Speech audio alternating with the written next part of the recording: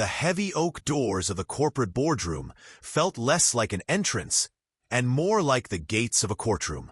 I sat at the far end of a massive, polished mahogany table, staring down at a stack of resignation letters and bankruptcy protection forms.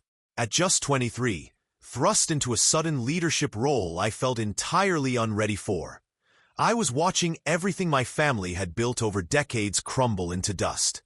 The company was bleeding money, morale was at absolute zero, and the staff walked the hallways like ghosts, terrified of the next wave of layoffs. In my panic and insecurity, I chose the worst possible defense mechanism: authority through fear. I ruled with a cold, abrasive iron fist. I snapped at senior employees who had been there twice as long as I had lived, barked orders, and treated people like disposable cogs in a broken machine. I genuinely believed that pressure was the only way to squeeze results out of a sinking ship. The breaking point came on a Tuesday afternoon. I was standing by the glass partition of my office, watching an elderly veteran employee, a master technician named Mr. Hassan, who had poured 30 years of his life into this company, silently packing his personal belongings into a cardboard box. His hands were trembling, and his eyes were downcast. He wasn't just leaving. He was utterly broken by my relentless harshness. A sharp, defensive pride rose in my throat, and I almost let him walk out without a word, convincing myself that weakness has no place in a crisis. But right before he reached the exit, a memory flashed in my mind, a piece of advice my father had once given me. A crown of gold is heavy, but a crown of good character is light. You can force people to follow your title, but you can only win their hearts with your respect. Something inside me shifted. The cold armor cracked. I walked out of my office, fast-paced, and caught up to Mr. Hassan right by the elevator. My heart was pounding against my ribs.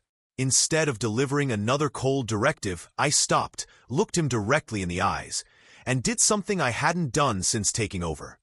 I spoke to him with genuine humility. "Mr. Hassan," I said, my voice softening, "please wait. I am deeply sorry, not just for the mistakes this company is making, but for the way I have treated you. Your dedication built the foundation of this place, and I have been blind to it. We need you.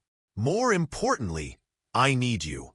Please, don't let my ignorance erase your life's work." The old man froze. The box in his hands shook slightly. For a long, tense moment, nobody said a word. Then, slowly, the heavy tension lines on his face relaxed, and a gentle, understanding smile broke through. He set the box down on a nearby chair, looked at me, and said quietly, "Young man, a harsh word closes every door, but a kind word builds a bridge. I'm not staying for the company. I'm staying because I see a human being standing in front of me." That single, honest interaction changed the entire trajectory of the organization. Embarrassed and humbled by my past behavior, I completely flipped my leadership style. I stopped hiding behind closed doors and started listening. I thanked people when they worked late. I admitted my mistakes openly. I treated every worker, from the night watchman to the chief accountant, with deep dignity and respect. The transformation in the office was magical. The toxic cloud of fear vanished, replaced by an overwhelming wave of loyalty, unity, and shared purpose. Employees who had been looking for a way out suddenly started working late voluntarily, pitching innovative solutions, and treating the company's crisis as their own personal battle. Within 18 months, that wave of positive influence and collective dedication not only pulled us back from the brink of bankruptcy, but rebuilt the enterprise stronger and more prosperous than it had ever been before. Sitting years later in that same boardroom, looking at a thriving, expanding company, I finally understood the moral of the story. You can own the most advanced machinery, command the highest capital, and hold the highest title, but an empire built on fear is built on sand. True power doesn't come from intimidation or control.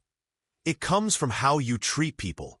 A single kind word, an act of genuine respect, and a shred of human empathy have the miraculous power to heal a broken workplace, inspire absolute loyalty, and make a priceless, lasting difference that no amount of money can ever buy.